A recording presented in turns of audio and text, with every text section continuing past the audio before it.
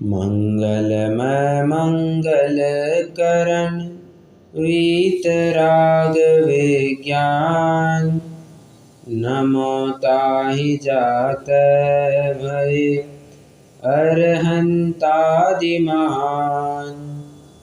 करि मंगल करिहो महा ग्रंथ करन को काज। जात मिलै समाज सब पावे निज पद राज। सो निज भाव सदा सुखद अपनो करो प्रकाश। जो बहुविधि भव दुख निको करियै सत्यानाश।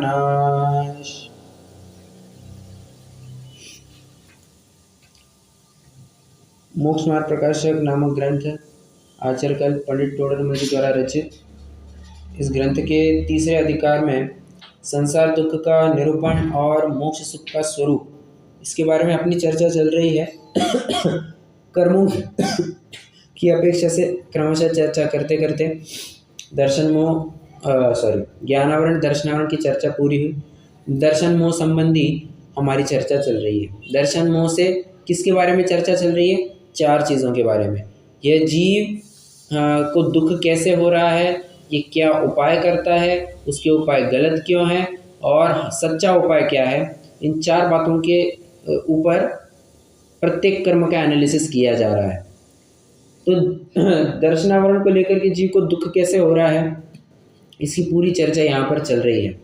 कल अपन ने देखा था एक महत्वपूर्ण बात कि कार्य तो होता है, सब भवितव्यता के अधीन होता है।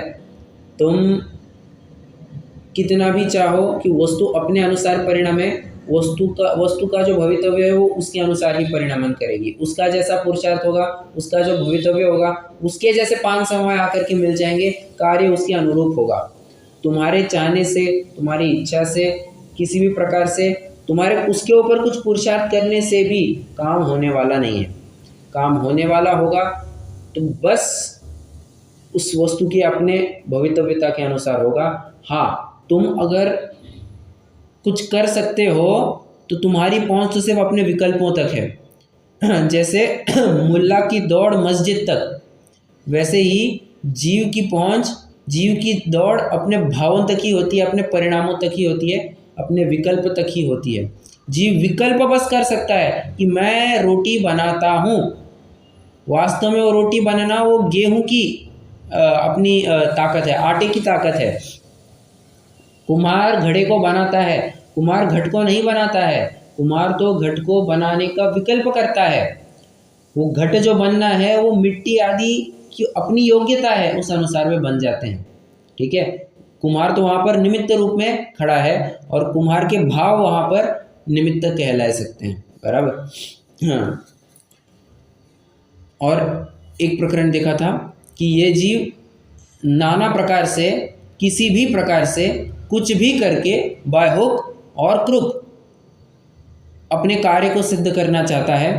अपने नहीं सही, अपने घर वालों के, अपने साथ जितने भी एसोसिएटेड लोग हैं, अपने साथ जितने भी संबंधित लोग हैं, उन सभी को अच्छे रूप में देखना चाहता है, उन सभी का भला देखना चाहता है। और एक पंक्ति की लिखी थी पंडित जी साहब ने, नाना कष्ट सह करके भी उनका भला चाहता है। फिर वो ये नहीं देखता कि मुझे कितने कष्ट झेलने पड़ रहे हैं। बाप अपनी माँ पूरे जीवन भर अपने छाती पर सहस्त्रों घाव संकट झेल करके बच्चे को पूरी छत्र छाया में रखते हैं अपने, ताकि उसको किसी भी प्रकार की आँच ना आ जाए। और बच्चा बाद में उलट जाता है तो माँ बाप तो यही कहते हैं, हमने तेरे लिए कितने कष्ट सहे, तुझे तो ज्ञान, तुझे तो पता तक नहीं है, तुझे तो ये तक पता नहीं था हम अपने खुद के घर में रह रहे हैं या किराए के घर में रह रहे हैं। हमने तुझे कर्जा ले लेकर के पढ़ाया और तू अब ऐसे करेगा तो अच्छा रहेगा क्या। ये प्राय बाद में देखने को मिलता है। तो इसमें 2 कारण, एक तो पहले ही तुमने राग जोड़ा था, पहले ही तुमने अपने बच्चे में राग जोड़ा था ना। वो राग क्यों जोड़ा था? क्योंकि उसमें से तुम्हें अपेक्षा थी, एक भविष्य में एक अपेक्षा थी कि हाँ ये मुझे कुछ अच्छा काम करेगा, ये मेरे लिए कमाएगा, मेरी सेवा करेगा, इस अपेक्षा से तुमने ये सब जोड़ा। और प्रायः माता पिता ये कहते ही है, अगर ये पता रहता कि तू ऐसा उलटने वाला है तो हम तेरे ऊपर खर्चा ही नहीं करते। होता है ऐसा, कई माता पिता ऐसे कहते हैं। हाँ, खैर वो तो प्रकरण ही अलग है पूरा। हाँ, पर वो तो बात की बात है ना, वो बच्चा बड़ा होकर के उलट जाएगा, सुनेगा नहीं सुनेगा। और वर्तमान की बात कीजिए ना, वर्तमान में तो अभी माता पिता ने बच्चे में राग डाल रखा है, बराबर। हाँ, तो वो अपने राग का पोषण कर रहे हैं, अपने राग की पूर्ति कर रहे हैं। ऐसा मत समझना कि वे बच्चे का लालन पालन कर रहे हैं। वो बच्चे का लालन पालन करने के भी पीछे वो अपने राग का ही पोषण करते हैं। अगर राग नहीं होता, अब देखिए ना, हम अपने बच्चे को घी पूड़ी खिलाते हैं, पड़ोस के बच्चे को खिलाते हैं क्या? पड़ोस के बच्चे को कौन खिलाएगा? अपने बच्चे को। हाँ, अपने बच्चे के बारे में पूरी विचार की जाए, पूरा विचार होगा। क्यों? राग है उस बारे में, राग का ही पोषण किया जाता है। हाँ, और इन सब का मूल कारण एक बात कही थी कि मिथ्या दर्शन है। मिथ्या दर्शन होने पर इस जीव को सत्यार्थ श्रद्धान, सच्चा श्रद्धान हो ही नहीं पाता है कि ये सही क्या गलत का इसका निर्णय नहीं हो पाता है। और अगर कुछ निर्णय भी कर लेता है तो गलत दिशा में कर लेता है, संशयात्मक होता है, कभी पता ही नहीं होता है करना क्या है। तो मैंने एक प्रकार से मिथ्यात्व के 5 भेद की थोड़ी चर्चा कर ली। तो ये मिथ्या दर्शन है। अब पंडित जी साहब थोड़े आगे और बात करेंगे, आज तो प्रकरण को समेटने वाले पंडित जी साहब। अब थोड़ी से तत्व निर्णय के बारे में बात करते हैं, तत्व श्रद्धान के बारे में बात करते हैं। क्यों? क्योंकि मिथ्या दर्शन और तत्व श्रद्धान ये डायरेक्टली रिलेटेड है। जीव ने तत्व श्रद्धान किया, मिथ्यात्व का अभाव यहाँ पर हो गया। जीव ने अतत्व श्रद्धान किया तो बराबर मिथ्या दर्शन होने वाले। तो रिलेशन है बराबर, इन दोनों का आपस में कनेक्शन है। तो किस प्रकार का श्रद्धान करना चाहता है? तो सबसे पहले तो वे कहते हैं कि ये जीव तत्व श्रद्धान करने के लिए उद्यमी तो हो जाता है, परंतु कौन से तत्व उसको रास्ते में मिल जाते हैं? कुगुरु, कुदेव, कुशास्त्र। तत्व श्रद्धान करने के लिए निकल पड़ता है और उसको रास्ते में मिल जाते हैं कुगुरु, कुदेव, कुशास्त्र। जिससे हुआ क्या? उसने सही तत्वों को मानने के बजाय गलत तत्वों को ही उसका ज्ञान किया, उसी का श्रद्धान किया और उसी रूप आचरण भी किया। जैसे कोई अगर वैदिक परंपरा में या थोड़ी से पुराने ज़माने की वैदिक परंपरा आदि में अगर आप देखेंगे तो बलि चढ़ाने का पूरी परंपरा थी। वैदिक परंपरा में पूरी बलि ही चढ़ाई जाती थी। होम हवन कराते थे, बलि चढ़ाई जाती, नरमेध बलि, अश्वमेध बलि, पशुमेध बलि, तांडव मचा रखा था महावीर के दौरान। तो अगर कोई किसी ने इन वैदिक तत्वों को ही अगर सही मान लिया तो वो क्या करेगा? वो भी बलि आदि चढ़ाने के काम में लग जाएगा, वो भी इसी में धर्म मानने लग जाएगा। वो कहेगा इन बातों को जो बताते हैं यही सच्चे गुरु हैं, यही सच्चे शास्त्र है, यही सच्चे देव हैं, जबकि वे तो है गलत, वे तत्व है नहीं, गलत तत्वों को मान लेते हैं। हाँ, मतलब देखिए ना, अब यहाँ पर कह सकते हैं कि इसकी होनहार भी खोटी है। देखिए, समझना, कोई कहने के लिए तो ये भी कह सकता है कि बेचारे को तो सच्चे देव शास्त्र गुरु का संयोग ही नहीं हुआ, तो वो क्या करे। और एक जन कहेगा कि ठीक है, उसको देव शास्त्र गुरु का संयोग नहीं मिला, परंतु स्वयं का विवेक कहाँ उसने गिरवी रख दिया था। तो दोनों प्रकार की बातें हैं। यहाँ पर पंडित जी साहब थोड़ा होनहार की अपेक्षा बात करते हैं कि उसको अभाग्य से, ऐसा नहीं कह रहे कि भाग्य से या उसने स्वयं के पुरुषार्थ से, उसको अभाग्य से कुदेव, कुगुरु, कुशास्त्र का निमित्त बने तो फिर वो तत्व श्रद्धा नहीं करता है। अब हाँ, अभाग्य से मतलब उसकी क्या कहना चाहिए, उसका नसीब ही इतना खोटा था। अब नसीब खोटा किस प्रकार से हो सकता है? सबसे पहली बात, वो जन्म ही ऐसे कुल में ले जहाँ पर इन सभी बातों को देखना पड़ता है। कोई मुस्लिम कम्युनिटी में जन्म ले, कोई ईसाई कम्युनिटी में जन्म ले या किसी और कम्युनिटी में जन्म ले, बस एग्जांपल दिया मैंने, तो वहाँ पर तो यही सब काटा काटी की बात चलने वाली है। वहाँ पर तो मांस मदिरा के बिना काम ही नहीं चलता है। तो ऐसी बात है, तो वहाँ पर तो वो करना धर्म माना जाता है। यहाँ पर तो अभी क्या है, हम जैन है, हम रात्रि में भोजन नहीं करते हैं, तो सूर्यास्त के पहले अपना सब खत्म हो जाता है। अपने इस्लाम धर्म में अगर आप देखेंगे तो वे तो सूरज ढलने के बाद सारा काम चालू करते हैं। अपन तो सूरज ढलने से पहले सब निपटा देते हैं, वो तो चालू करते हैं सूरज ढलने के बाद। और वहाँ पर तो जैसे यहाँ पर मान के चलिए कोई किसी ने केक बनाया, अब कोई केक कट करता है, वहाँ पर तो वैसे बकरा कट करते हैं, मतलब वो उसके लिए उन लोगों के लिए आम बात हो जाती है वो।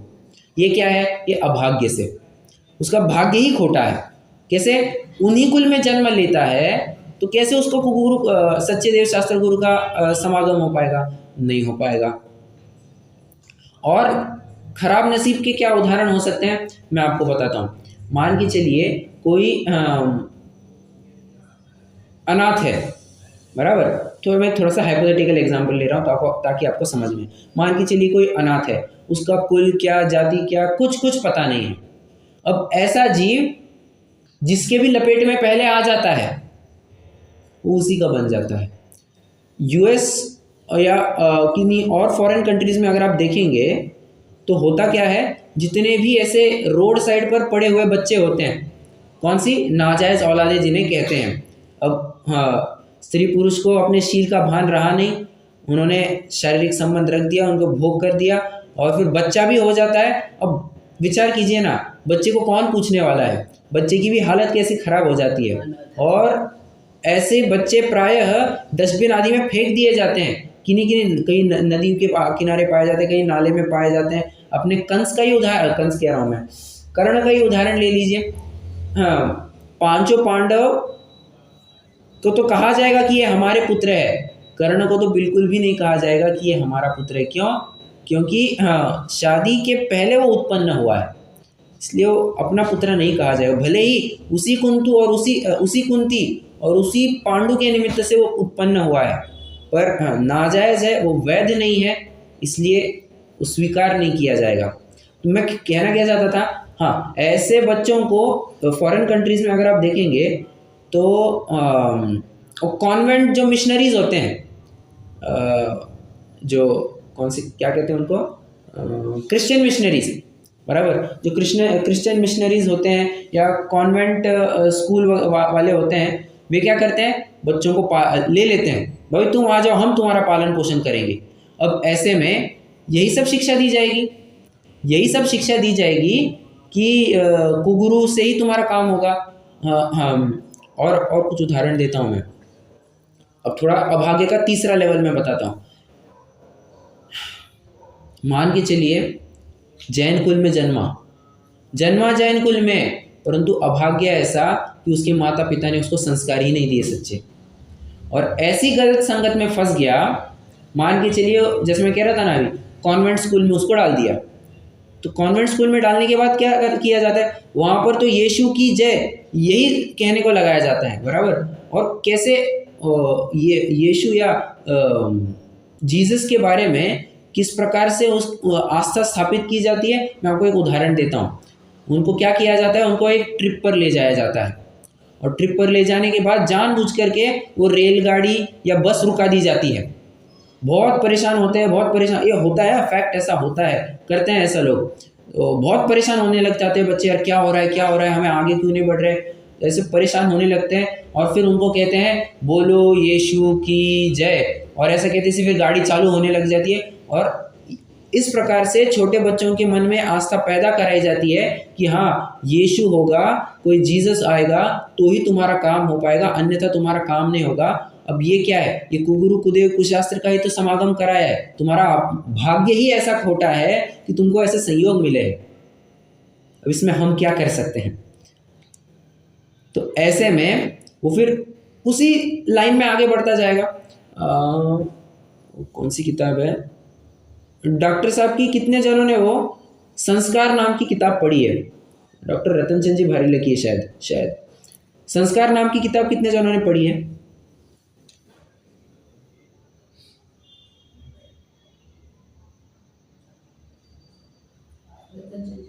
रतन चंद जी की है ना? अरे हाँ या ना? हाँ अच्छा। हाँ अरे ऐसा साहित्य अवश्य पढ़ना चाहिए। मैं वैसे ही सहज ही में कह रहा हूँ, बहुत अच्छी अच्छी किताबें हैं। मतलब हाँ, शिक्षाप्रद इसमें कथाएं बताई जाती है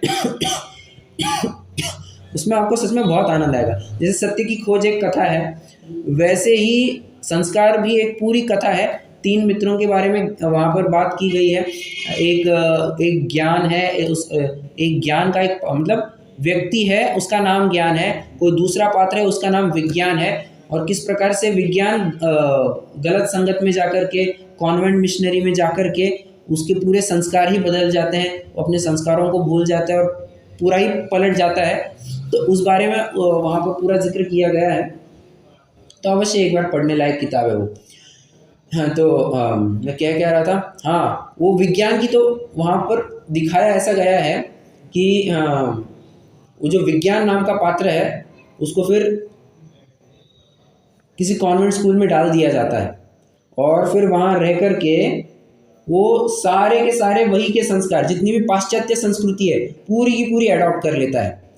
और इस तरह की अडॉप्ट कर लेता है कि वो 1 नहीं 2 नहीं 7 व्यसनों में पारंगत हो जाता है और स्वयं को कहलाता है आई एम अ प्रोफेशनल।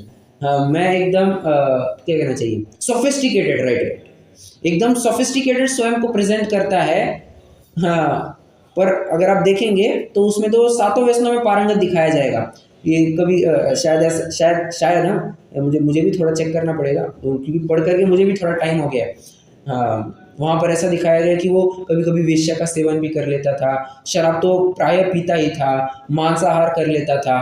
और जब उन 2 मित्रों का मिलाप दिखाया ना, ज्ञान ये एक सात्विक प्रवृत्ति का व्यक्ति दिखाया है, विज्ञान जिसकी मैं बात कर रहा हूँ ये तामसिक प्रवृत्ति का व्यक्ति दिखाया गया है। और इन दोनों का जब मिलाप होता है, उन दोनों का मिलाप बहुत ही अच्छा दिखा है। वो किताब की पोस्टर पे ही लिखा है, गुड मॉर्निंग मिस्टर ज्ञान और जय जिनेंद्र श्रीमान विज्ञान। मतलब संस्कार के ऊपर से भी कितनी बातें आ जाती हैं। ये सब मैं क्यों बता रहा हूँ? अरे तुम्हारा भाग्य ऐसा खोटा होगा कि कुगुरु कुदेव कुशास्त्र का संयोग होगा, तुम्हारा मिथ्या श्रद्धान होगा, तुम सच्चे तत्व का श्रद्धान ही नहीं कर पाओगे। और सच्चे तत्व का श्रद्धान नहीं कर पाने के कारण तुम्हारी ये विज्ञान जैसी भी हालत, विज्ञान मतलब मैंने जब विज्ञान नामक पात्र बताया ना, उसके जैसी तुम्हारी भी हालत हो सकती है। समझ में आ रहा है? आइए अपन पहले एक पैराग्राफ पढ़ लेते हैं। हाँ पृष्ठ क्रमांक 51, लास्ट पैराग्राफ।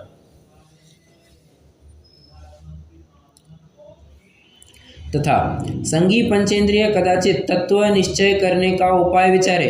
चले अभी तत्व निर्णय करने के लिए निकला है, वहाँ अभाग्य से कुदेव कुगुरु कुशास्त्र का निमित्त बने तो अतत्व श्रद्धान पुष्ट हो जाता है। वह जो जानता है कि इनसे मेरा भला होगा, परंतु वे ऐसा उपाय करते हैं जिससे यह अचेत हो जाए। एक प्रश्न है मेरा यहाँ पर, अचेत हो जाए मतलब क्या? वे मतलब कौन और अचेत हो जाए मतलब क्या?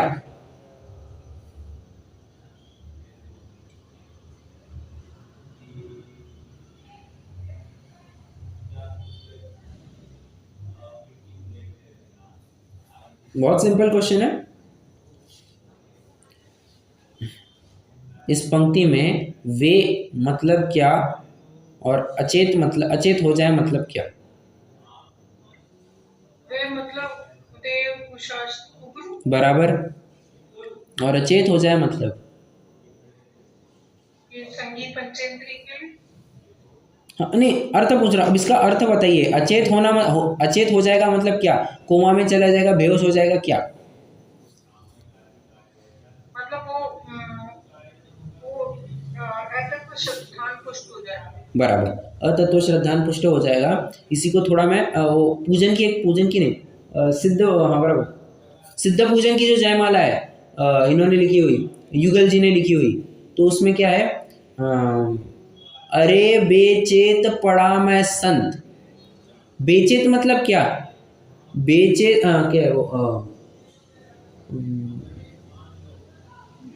क्या है? जगाया तुमने कितनी बार, हुआ नहीं चिर निद्रा का अंत, मदिर सम मोहन ममता का, अरे बेचेत पड़ा मैं संत।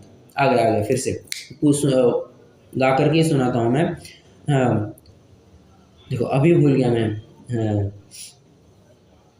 क्या था, शुरुआत क्या थी? जगाया तुमने कितनी बार, हुआ नहीं चिर निद्रा का अंत, मदिर सम्मोहन ममता का, अरे बेचेत पड़ा मैं संत, घोर तम छाया चारों ओर, नहीं निज सत्ता की पहचान, निखिल जड़ता दिखती सप्राण, चेतना अपने से अनजान। बस ये जो अचेत शब्द है ना, इस अचेत शब्द के ऊपर ये 4 पंक्तियां बनी हुई है, आप ऐसा समझ सकते हैं। अचेत मतलब, देखिए लिटरल मीनिंग क्या है अचेत का, मुझे ये बताइए, लिटरल मीनिंग क्या है? बेहोश हो जाना।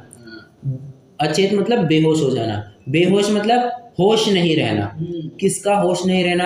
अब थोड़ा अपन प्रकरण संगत बात करते हैं।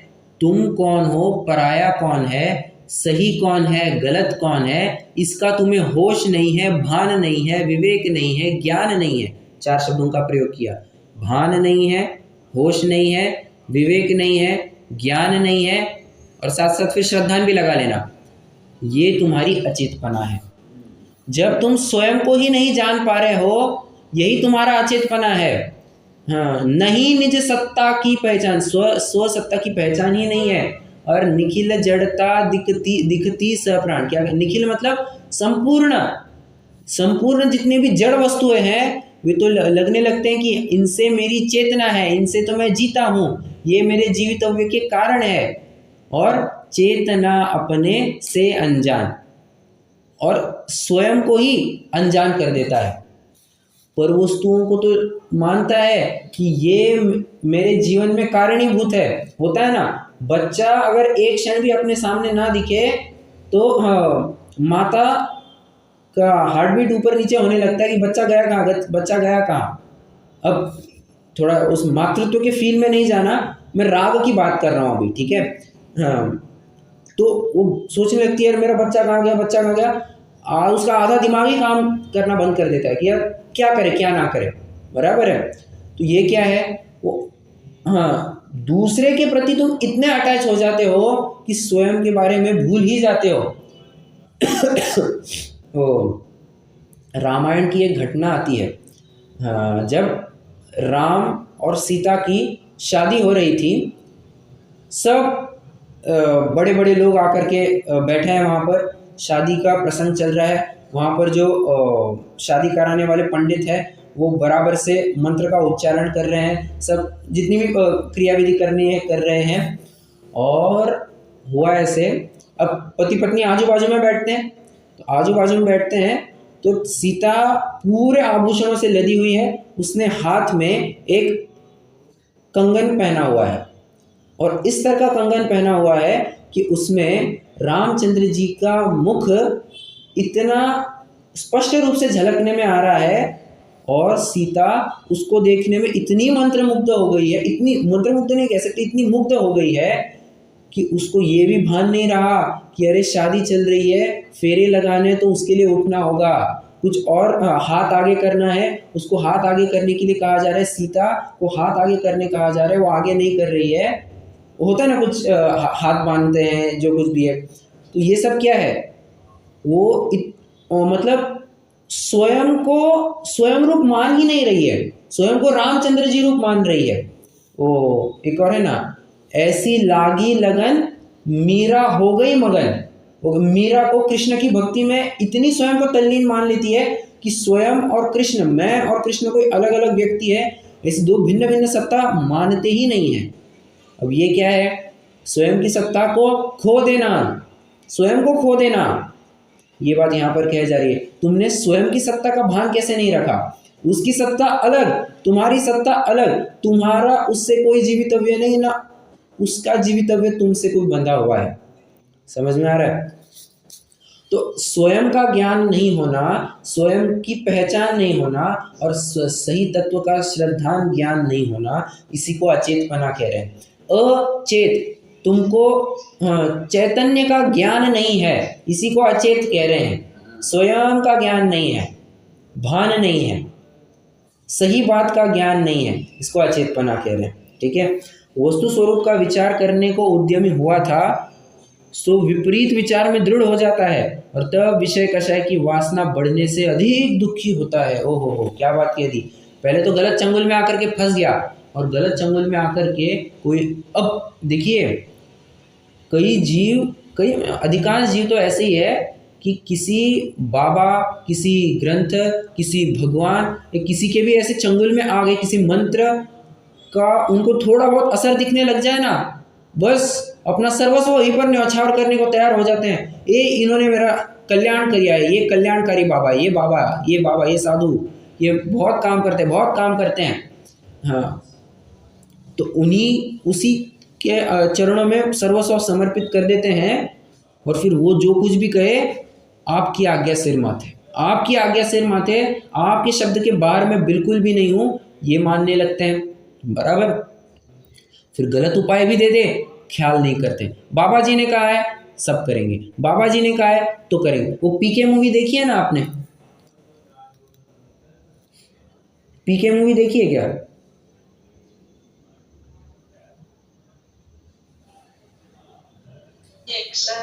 हाँ, तो उसमें अगर आपने नोटिस किया होगा तो वो जो दिल्ली का परिवार है, हाँ, जो अनुष्का शर्मा का वो फैमिली दिखाई गई है, तो वो क्या करते हैं, बाबा जी ने कहा है सब करेंगे, बाबा जी ने कुछ भी कहा है, बाबा जी की आज्ञा सिर माथे। बाबा जी ने कहा है आपका ऑपरेशन कराना है, उसके लिए शुभ मुहूर्त निकाला है, तो शुभ मुहूर्त का कांटा लगते से ही फिर ऑपरेशन चालू करेंगे, तब तक ऑपरेशन बिल्कुल भी चालू नहीं करेंगे। मतलब क्या है ये सब बातें? तुम्हें तुम क्या अपना भी विवेक खो चुके हो? अपना भी विवेक इतना नहीं रख चुके हो? इसलिए तो मैं हर बार फिर ऐसे प्रकरण में एक सूत्र तो दोहराता ही हूँ, सदसतोर विशेषाद्य दृक्षोपलब्धे उन्मत्तवत, उन्मत्त की भांति चेष्टा करने लगता है, सत असत का ज्ञान होता नहीं है। यह अचेतपना है इसका। जिस प्रकार शराबी को स्वघर पर घर का ज्ञान नहीं होता है, भले ही ये कहा जाए कि उसको दिखाई दे रहा है कि मेरे सामने दो घर है, पर स्व का घर और पर का घर ऐसा भेद रूप ज्ञान नहीं है उसे, श्रद्धा नहीं है उसे। उसी प्रकार ये मिथ्या दर्शन के उदय से उसको दिख रहा है कि दो रास्ते हैं और वो निर्णय नहीं कर पा रहा है सही रास्ता कौन सा, गलत रास्ता कौन सा, मैं कौन पर कौन, निर्णय नहीं कर पा रहा है। और इससे विषय कषाय इतने बढ़ने लगते हैं, कई साधु महात्मा सच में बहुत गलत गलत उपाय दे देते हैं और उसके चंगुल में आकर के विषय वासना बढ़ने से अधिक दुखी होते हैं। ये जो ओशो है ना, ओशो, हाँ सभी ने नाम तो सुना ही होगा, तो शायद उन्हीं की बात है। हाँ, ये मेरे पिताजी से मैं ऐसे सुन रहा था, वे एक ऐसी पॉलिसी अपनाते हैं कि अगर तुमको किसी शशि जी, हाँ अपनी कल बात चल रही थी तो आप पूछ रहे थे ना राग को कैसे कम करना, तो ओशो वगैरह वाले क्या मानते हैं, हाँ ओशो वाले क्या मानते हैं, वे कहते हैं तुम इतना नाचो मत, एकदम पागल होकर के नाचो, और फिर जब तुम थक जाओगे तब तुम स्वयं को भगवान में समर्पित कर देना, बस वही तुम्हारा कल्याण है, उससे ही तुम्हारा कल्याण हो जाएगा। तुम्हें क्या कहते हैं, भगवान तुम्हें प्रसन्न होंगे, ऐसा वे कहते हैं। एक दो, इतने भोग भोगो करके तुमको एक बार की तुमको ही ग्लानि आने लग जाएगी एक बार, तो तुम अपने आप भोग भोगना छोड़ दोगे। भले आदमी ऐसा थोड़ी ना होता है, वो किसी एक हाथ दूसरे के ऊपर लागू हो जाए तो ऐसा, इसका मतलब ये थोड़ी ना होता है कि वो सबके ऊपर लागू होगा। और वो एक व्यक्ति के ऊपर जो लागू करके देखा है वो भी बहुत ऊपरी तौर पर देखा है। अंदर में जा करके देखो, अंदर में विषय वासना तो उसकी अभी भी पड़ी हुई है, और एक विषय संबंधी बस मात्र स्पर्शन इंद्रिय संबंधी उसकी लालसा खत्म हो गई तो क्या हुआ, बाकी इंद्रिय संबंधी तो है ना अभी भी। उसको कौन केटर करेगा, उसको कौन एड्रेस करेगा? समझ में आ रहा है? बहुत ऐसी बातें हैं। और अब क्या कहें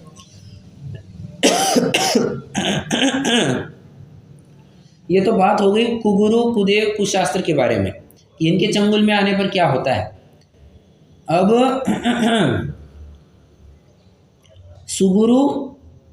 सुदेव सुगुरु सुशास्त्र का निमित्त के बारे में थोड़ी बात करते हैं। एक काम करते हैं, पहले ये पैराग्राफ पढ़ लेते हैं फिर और चर्चा करेंगे। तथा कदाचित सुदेव सुगुरु सुशास्त्र का भी निमित्त बन जाए तो वहाँ उनके निश्चय उपदेश का तो श्रद्धान नहीं करता, व्यवहार श्रद्धान से तत्व श्रद्धान ही रहता है। क्या कहा? निश्चय उपदेश का तो श्रद्धान नहीं करता और व्यवहार उपदेश या व्यवहार श्रद्धान से ही अतत्व श्रद्धान ही बना रहता है। प्रश्न है मेरा, निश्चय उपदेश का श्रद्धान मतलब क्या? निश्चय उपदेश का श्रद्धान मतलब क्या? आत्मानुभूति नहीं करता।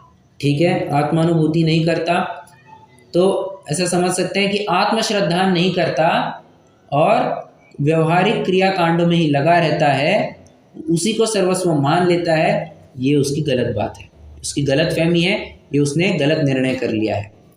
और क्या अर्थ हो सकता है? थोड़ा विचार कीजिए, थोड़ा सा टेक्निकल आंसर है।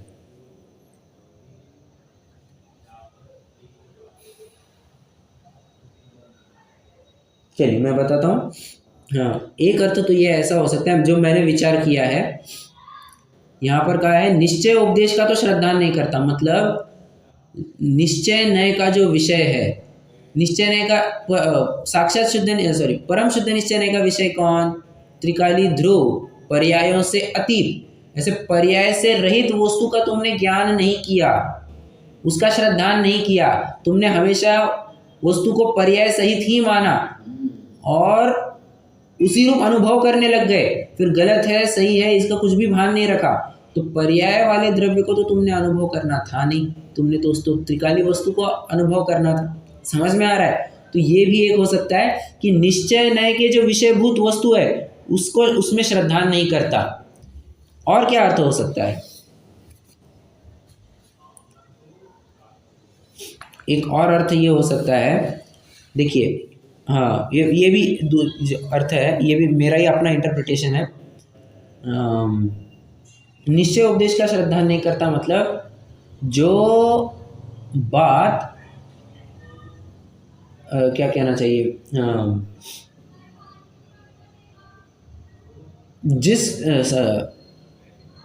जो जिनवाणी में बात आई है उसके सही प्रयोजन को ना समझ करके उसका गलत अर्थ निकालना और छल ग्रहण करना, ये भी निश्चय के उपदेश को नहीं मानना है।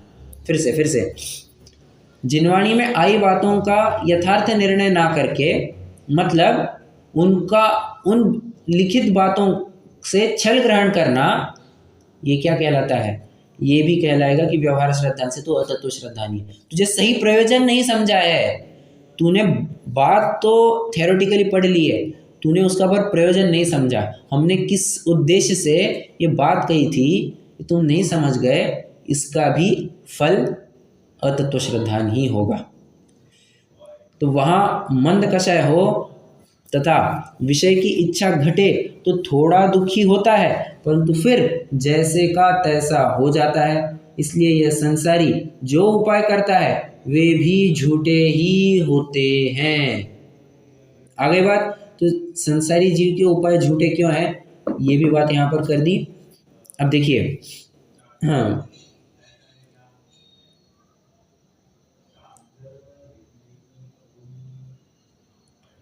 अब बात वैसे संसारी जीव किस प्रकार का श्रद्धान करता है, श्रद्धान की भी छोड़िए, किस प्रकार का उपाय करता है, उसके उपाय के बारे में बात कर रहे हैं। देखो ऊपर तो कहा, वो थोड़ा सा आप समझ सकते हैं कि क्रमभंग हो गया है, ऐसा मुझे लग रहा है कि क्रम भंग हो गया। ऊपर तो लिखा है कि उसके उपाय झूठे हैं, और अब यहाँ पर लिख रहा है कि तथा इस संसारी के एक यह उपाय है कि, अब उसके उपाय, वो क्या उपाय करता है इसके बारे में बात कर रहे हैं।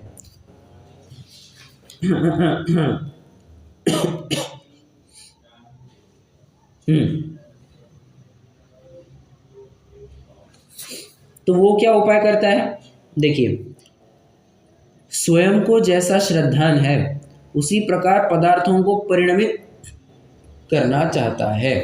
मतलब क्या हुआ, समझना, जैसा श्रद्धान है उसी प्रकार पदार्थों को परिणमित करना चाहता है। मैं जैसे मानता हूं वस्तु ने वैसे परिणमन करना चाहिए। वो ये नहीं विचार करता कि वस्तु जैसे परिणमन कर रही है वैसे मैं मान लूं। फिर से जीव, अज्ञानी जीव चाहता है कि मैं जैसी चाह रखता हूं वैसे वस्तु ने परिणमन करना चाहिए, परंतु बात कैसी है, बात तो एकदम उल्टी है ना। तू ऐसा क्यों नहीं समझ सकता कि वस्तु जैसे परिणमन कर रही है उसके अनुसार तेरा भी परिणाम होना चाहिए। ऐसा तो विकल्प करता है नहीं, उल्टा विकल्प करता है कि वस्तु को अपने अनुसार कैसे परिणमन कराऊं। उसको परिणमन करवाने का उसको बहुत बड़ा शौक है, परंतु ऐसा तो संभव है नहीं। क्यों, पढ़िए, तथा इस संसारी के एक यह उपाय है कि स्वयं को जैसा श्रद्धान है उसी प्रकार पदार्थों को परिणमित करना चाहता है। यदि वे परिणमित हो तो इसका सच्चा श्रद्धान हो जाए। अब कहते हैं अगर ये परिणमित हो तो ही तो सच्चा श्रद्धान होगा। फिर से आप लिखिए, स्टेप नंबर 1, जीव पर वस्तु को अपने अनुसार चाहता है। एरो करके लिखिए स्टेप नंबर 2। स्टेप नंबर 2 ये आएगा,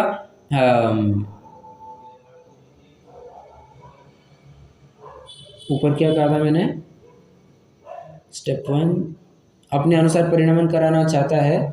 दूसरे में लिखिए, हाँ, परिणमित हो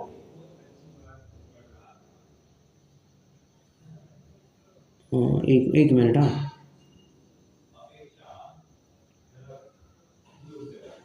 हाँ, तो ऐसा है कि यदि वे परिणमित हो तो फिर इसका श्रद्धान सच्चा हो, मतलब इसने जो मान रखा है तब वो बात सही बनेगी। परंतु इसका श्रद्धान कभी सही हो नहीं सकता इस प्रकार से। ये जो इसकी मान्यता है ये सही नहीं हो सकती। क्यों? क्योंकि अनादि निधन वस्तुएं भिन्न भिन्न अपनी मर्यादा सहित परिणमित होती है, कोई किसी के अधीन नहीं है। कोई किसी के परिणमित कराने से परिणमित नहीं होता है, न किसी के अधीन है, न किसी के परिणमाने से परिणमती है। उसका जैसा परिणमन होगा वो वैसे परिणमन करेगी। देखिए, तो जो परिणमित कराना चाहता है वही उसका श्रद्धान मिथ्या श्रद्धान है, वही उसका मिथ्या दर्शन है। तो प्रश्न एक लास्ट में हर बार जो रोगी पूछता ही है कि ठीक है हमारा तो गलत है, अब सही तो उपाय बताओ। सही उपाय क्या है? देखो, जैसे पदार्थों का स्वरूप है वैसा श्रद्धान हो जाए तो सर्व दुख दूर हो जाए। वस्तु के अनुसार अगर तुमने श्रद्धान कर लिया तो तुम्हारा सारा दुख मिट जाएगा। जैसे कोई मरे हुए, अब यही के उदाहरण मैं अपने शब्दों में कहता हूँ, कोई मरे को जिंदा करना चाहे, कोई जिलाना चाहे तो कर सकता है क्या? नहीं। कोई जिंदा आदमी को मारना चाहे कर सकता है क्या? नहीं। उसका जीना, उसका मरना ये उसके आयु कर्म के अधीन है, बराबर। तो भलाई किस में है? भलाई इसी में है कि मुर्दे को मुर्दा जानो, उसमें चेतना नहीं रही है, उसको त्याग दो।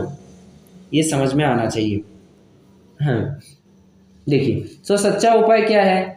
जैसा पदार्थों का स्वरूप है वैसा श्रद्धान हो जाए तो सर्व दुख दूर हो जाए। जिस प्रकार कोई मोहित होकर मुर्दे को जीवित माने या जिलाना चाहे तो आप ही दुखी होता है।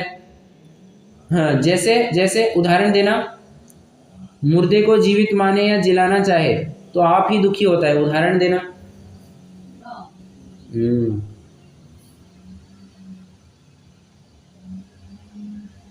तो लक्ष्मण जी का करेक्ट। हाँ, लक्ष्मण जी की लाश ढो रहे हैं 6-6 महीने तक। अब ये क्या है? मुर्दे को जिलाना चाहते हैं हे पेड़ कुछ तो करो, कुछ तो करो। और फिर पत्थरों से बात करते हैं, पानी से बात करते हैं, किसी किसी हर एक व्यक्ति के साथ बात करते हैं। ये लक्ष्मण चलो भोजन का टाइम हो गया है, चलो खाना खा लो। ये तू क्यों रूठा बैठा है यार, मेरे से बात क्यों नहीं करता। रामचंद्र जी इतने विवल हो उठे हैं, इतने विवल हो उठे हैं। परंतु हाँ, बात की बात तो सभी को पता ही है कि एक झटका नहीं लगा उनको वैराग्य आने के लिए, और फिर तो दाह्य संस्कार जो करना से तो कर दिया और मुनि दीक्षा लेकर के चल दिए वे भी।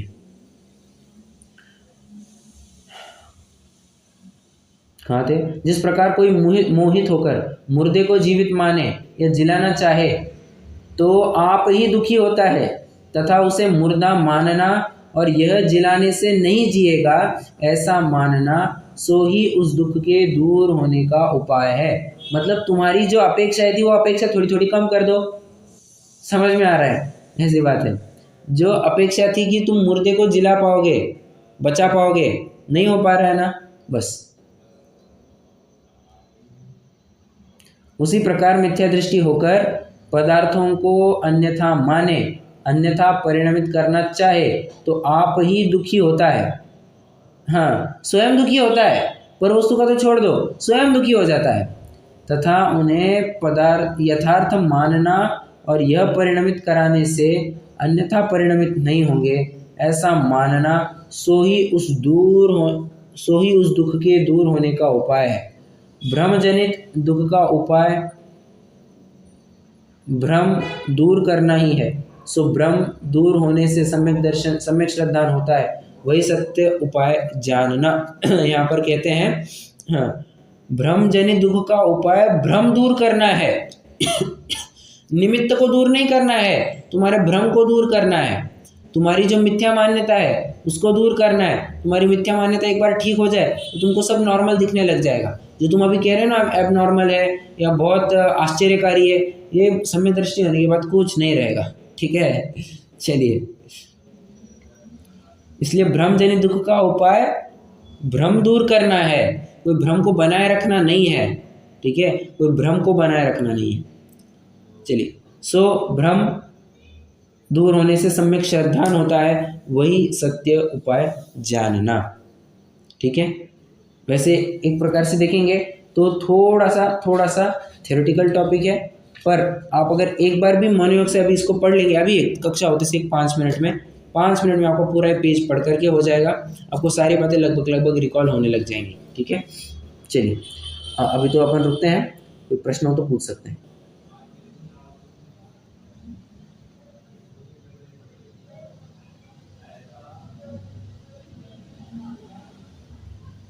नहीं, चलिए रुकते हैं।